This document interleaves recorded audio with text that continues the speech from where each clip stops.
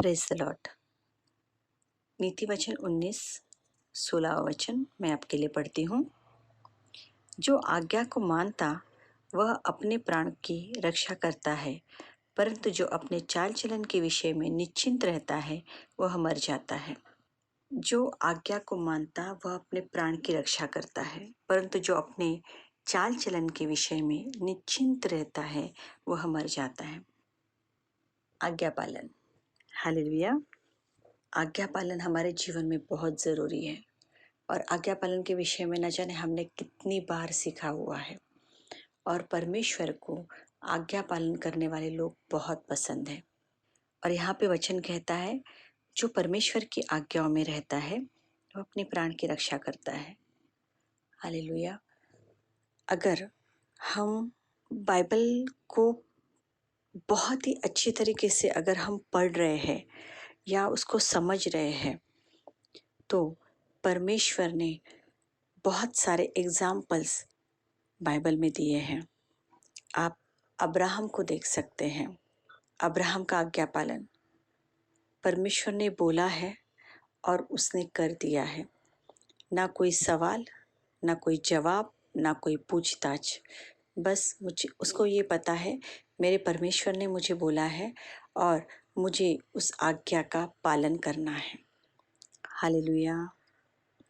यही अगर हम दाऊद को देखेंगे, हम शमूएल को देखेंगे, हम दानियल को देखेंगे, हम यूसुफ को देखेंगे, हम बहुत लोगों के नाम अगर यहाँ पर आ जाएंगे, परमेश्वर के आज्ञा पालन में रहना।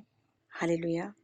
और वहीं पे वचन एक चेतावनी देता है, परंतु जो अपने चाल चलन के विषय में निश्चिंत रहता है वो मर जाता है।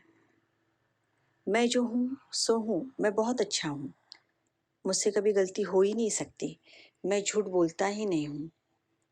मीन्स अपना चाल चलन, अपने चाल चलन को जो परखता नहीं है, जिसको ये लगता है कि मैं जो हूँ वो सही हूँ, परफेक्ट हूँ, मुझ में कोई बुराई नहीं है, मुझ में घमंड नहीं है, मैं लोगों का द्वेष नहीं करता हूँ, मैं किसी के लिए बुरा नहीं बोलता हूँ, मैं तो सच बोलता हूँ, बुरा किधर बोलता हूँ मैं। आप जब सच बोलने के लिए जाते हैं ना, तभी बहुत सारे आप ब्लेमिंग कर देते हैं, आपको पता भी नहीं चलता है। वो सच नहीं होता है, वो आपकी भड़ास होती है, वो घमंड होता है जो बाहर निकल के आता है। आप घमंड में ना जाने कितने दिन खुद में जलते रहते हैं, सामने आए हुए इंसान को आप देख भी नहीं सकते हो। ऐसे कितने लोगों को देखा हुआ है मैंने, जिनकी जलन दिखती है और उनको ऐसा लगता है नहीं हम सही है, हम बर्ताव सही कर रहे हैं। सामने वाले के साथ ऐसा ही एटीट्यूड होना ज़रूरी है, इसके साथ ऐसे ही रहना ज़रूरी है। नहीं, ये घमंड की निशानी है। ये आपका बर्ताव जो है ना, ये आपके घमंड को दर्शाता है और आप उसमें निश्चिंत हैं। आपको ऐसे लगता है मेरा चाल चलन एकदम सही है, मैं एकदम परफेक्ट हूँ, और परमेश्वर का वचन कहता है वह मर जाता है। आप आत्मा में, अपने प्राण में, अपने स्वभाव में कब के मर चुके हैं। आप परमेश्वर के नेचर में मर चुके हैं। आपने सिर्फ यीशु मसीह का नाम ग्रहण किया, लेकिन आपने यीशु मसीह के चरित्र को, उसके स्वभाव को नहीं जिया है। आप खुद को परफेक्ट बना के चल रहे हैं, नहीं मैं सही हूँ, इसके लिए मैं सामने वाले के साथ इस तरीके से बर्ताव कर सकता हूँ, क्योंकि सामने वाला गलत है, मैं सही हूँ। अगर आपकी ऐसी सोच है तो आप में घमंड पलप रहा है, एक ईगो है, और घमंड परमेश्वर को बिल्कुल पसंद नहीं है। घमंड ने शौल का नाश कर दिया, न जाने कितने सारे राजा इसके लिए नेस्तनाबूद हो गए इस घमंड की वजह से। नीति वचन 20:9 कहता है, कौन कह सकता है कि मैंने अपने हृदय को पवित्र किया अथवा मैं पाप से शुद्ध हुआ हूँ। कौन कह सकता है कि मेरा हृदय एकदम शुद्ध है, मेरा हृदय एकदम पवित्र है, मैं पाप से अलग किया गया हूँ, मैं पाप से अलग हूँ। नहीं, कौन कह सकता है? पॉसिबल ही नहीं है। हम रोज़ गलतियाँ करते हैं, हम रोज़ उस सिचुएशन से गुज़रते हैं जहाँ पर हमें उन तकलीफ़ों का सामना करना पड़ता है और कहीं ना कहीं हमारा दिल दुखता है, हमारे विचार कहीं ना कहीं कमज़ोर पड़ जाते हैं। हम नहीं हमारी डींगे मार सकते कि मैं बहुत शुद्ध हूँ, मैं बहुत पवित्र हूँ, इसके लिए मैं सामने वाले का न्याय कर सकता हूँ, मैं उसके साथ उसके चाल चलन का मैं न्याय कर सकता हूँ कि वो कैसा है करके। ये सिर्फ परमेश्वर कर सकता है। ये नहीं हो सकता है कि हम किसी के न्यायी बने, हम किसी का न्याय करें। परमेश्वर का वचन कैसा कहता है कि कौन कह सकता है कि मैंने अपने हृदय को पवित्र किया है। सचमुच हम खुद को जांच सकते हैं कि हमारा हृदय सचमुच इतना पवित्र है कि हम हर किसी को माफ कर सकते हैं, हम किसी के लिए बुरा नहीं सोच सकते, हम किसी के लिए मन में कटुता नहीं रख सकते। ऐसा नहीं होता है। परमेश्वर का वचन कहता है अथवा मैं पाप से शुद्ध हुआ हूँ। नहीं कह सकते हम पाप से पूर्णतः शुद्ध हुए हैं। हम पुराने जीवन में थे, हमने यीशु मसीह का स्वीकार किया, हमने उसके लहू के कारण उसके अनुग्रह के कारण हम धर्मी गिने गए हैं। उस लहू के कारण हम धर्मी गिने गए हैं। हमने चंगाइयाँ प्राप्त किए हैं। हमने पुराने चाल चलन, पुराने हमारे पापों को हमने उसके लहू में ढाँक दिया, धो दिया है। लेकिन क्या हमने हमारा पुराना चाल चलन छोड़ा, हमारा पुराना स्वभाव छोड़ा, हमारी पुरानी आदतें सोचें छोड़ी? नहीं। हम कहीं ना कहीं अभी भी उससे लड़ रहे हैं। मैं ऐसे नहीं बोल रही हूँ कि हम पूर्णतः मीन्स बदले ही नहीं हैं, लेकिन हम उससे लड़ रहे हैं। अगर हम लड़ रहे हैं तो हम किसी का न्याय भी नहीं कर सकते। हमें कोई हक नहीं है कि हम उसके साथ उस तरीके का बर्ताव करें। परमेश्वर का वचन कहता है 20-22, मत कह मैं बुराई का बदला लूंगा, वरन यहोवा की बाट जोता रहे, वह तुझको छुड़ाएगा। हालेलुया। आप नहीं बोल सकते हो। अगर हम सामने वाले के लिए सचमुच मन दुखी भी है तो आप उसका बुरा सोच नहीं सकते हैं। परमेश्वर को कतई पसंद नहीं है। परमेश्वर को ये पसंद है कि परमेश्वर न्याय करे, हम किसी का न्याय नहीं कर सकते हैं। नीति वचन 21:2 कहता है मनुष्य का सारा चाल चलन अपनी दृष्टि में तो ठीक होता है, परंतु यहोवा मन को जांचता है। हाँ, हमें ऐसे ही लगता है ना कि हमारा चाल चलन बहुत अच्छा है, हम बहुत प्रॉपर चल रहे हैं, हम किसी का न्याय नहीं करते हैं, हम किसी के लिए बुरा नहीं बोल रहे, हमें ऐसे लगता है, हम चुगलियाँ नहीं लगा रहे। जब आप दूसरे के ऊपर उंगली उठा रहे हैं ना कि उसमें ये बात है, तब आप उसकी चुगली लगा रहे हैं या उसको दोष भावना दिखा रहे हैं। आप किसी के घर में, एक घर में रह के, एक परिवार में रह के, या जो भी आपके नेबर है उसके बाजू में अगर आप मुंह फेर के जा रहे, मैं क्यों बात करूं, या ये ऐसा ही है, आपने माइंड में एक पिक्चर बना ली है कि बहुत सारी बातों को पकड़ के पिक्चर बना ली है और आप ऐसे समझ रहे हो कि नहीं, मैं परफेक्ट हूँ, मेरा चाल चलन एकदम सही है। ये हमारी दृष्टि में है क्योंकि हम मनुष्य हैं। लेकिन परमेश्वर जो है ना वो मन को जांचता है कि आपका मन क्या है।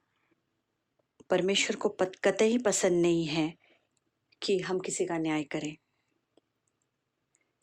ये हमारा मन ऐसे लगता है कि नहीं, मैं परफेक्ट हूँ, मेरा चाल चलन एकदम सही है, मैं जो चल रहा हूँ या मैं जो चल रही हूँ, मेरा जो बर्ताव है वो एकदम परफेक्ट है, और हम इसके वजह से दूसरों का आराम से न्याय कर लेते हैं, जबकि हम हमारे घमंड में जी रहे होते हैं। अभी तक हम हमारे पुराने चरित्र, पुराने स्वभाव से हम फाइट कर रहे हैं, और हमें ऐसे लगता है नहीं, यीशु मसीह हमारे जीवन में आया तो हम शुद्ध हो गए, हम पवित्र हो गए हैं, हमें उद्धार का जीवन मिल गया है। ऐसे नहीं मिलता है। जब तक हम परमेश्वर के चरित्र को हमारे जीवन में नहीं लेते हैं तब तक वो पॉसिबल नहीं है। परमेश्वर को नहीं पसंद। हम अपनी दृष्टिकोण से हम खुद को देख रहे हैं और हम उसमें ऐड कर देते हैं परमेश्वर का नाम। ये झूठ है, ये गलत है। ये हमारी नज़र से, हमारी दृष्टि से हमारा चाल चलन ठीक है। हमें ऐसे लगता है कि हम जो चल रहे हैं ना वो परफेक्ट चल रहे हैं। 20-24 कहता है मनुष्य का मार्ग यहोवा की ओर से ठहराया जाता है, आदमी कैसे अपना चाल चलन समझ सकता है। हालेलुया। हम कैसे समझ सकते हैं कि नहीं मैं परफेक्ट हूँ, मैं जो कर रहा हूँ या जो मैं कर रही हूँ वो एकदम सही है। इसके लिए हमें परमेश्वर के समीप जाना पड़ेगा। इसके लिए हमें उसके साथ बैठना पड़ेगा। जब हम उसके सिंहासन के पास बैठेंगे ना, तब वो पवित्र आत्मा हमें गाइड करेगा। तब हमें पता चलेगा कि सचमुच क्या हम जो चल रहे वो सही है या गलत है। हालेलुया। देखो, नीति वचन जो है ना, जो हम पढ़ते हैं, जो सुलेमान राजा ने लिखे हुए हैं, एक एक वचन जो है ना उसका ताया हुआ, वो हमारे निजी जिंदगी को, हमारी पारिवारिक जिंदगी को, हमारी सांसारिक जिंदगी को या हमारी आत्मिक जिंदगी को झिंझोड़ के रखने वाला है। और एक एक वचन से हम बहुत कुछ सीख सकते हैं। ये हमारे रूटीन का एक हिस्सा होना चाहिए, उसका रोज एक अध्याय पढ़ना, क्योंकि इसमें हमारे जो निजी जीवन का जो स्वभाव है ना, वो स्वभाव इसमें लिखा गया है। इससे हम खुद को जांच सकते, परख सकते हैं कि ये चीज मुझ में है या नहीं है। एक एक वचन हमें खुद को परखने के लिए मजबूर करता है। लेकिन कब? जब इस बाइबल को आप लेंगे, इन वचनों को आप पढ़ेंगे और एक एक वचन को लेकर परमेश्वर से बात करेंगे, प्रभु अगर ये मुझ में है ना, इसको निकाल दे।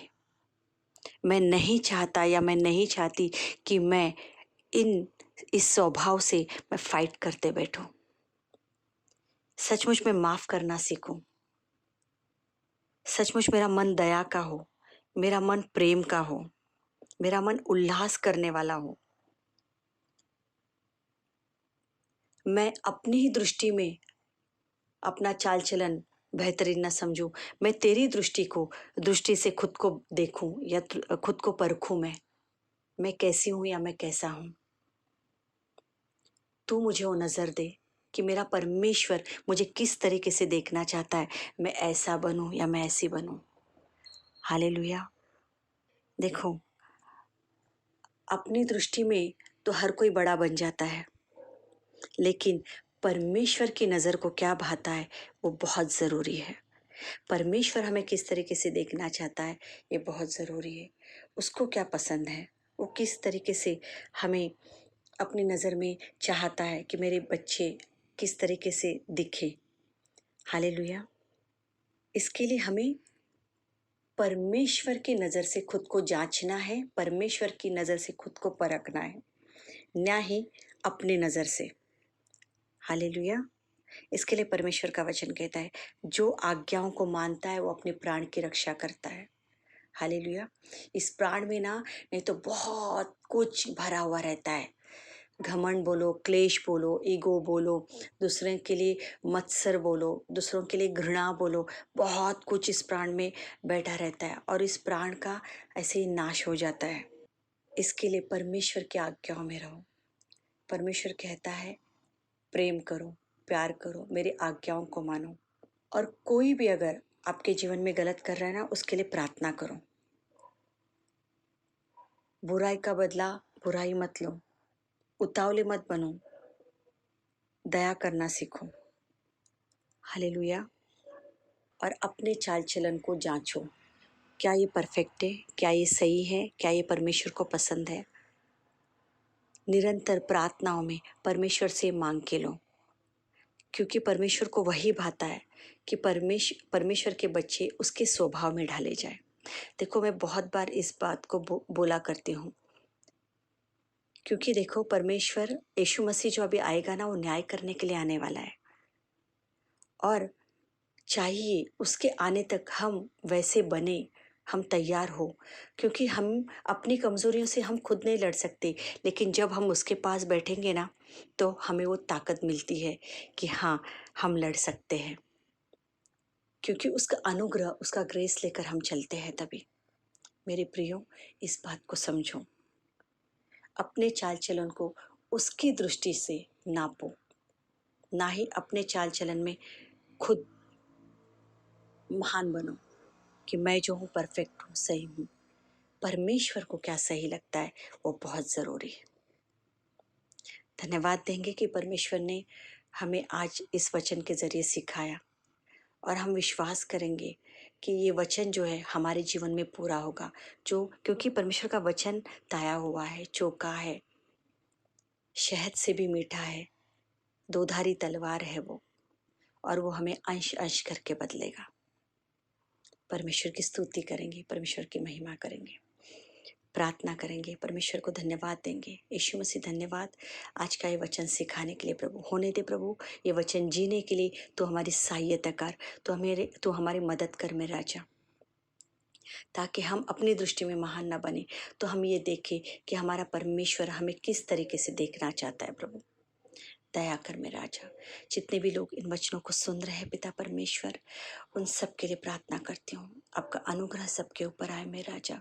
सबको आप ब्लेस कीजिए, आशीषित कीजिए मेरे राजा।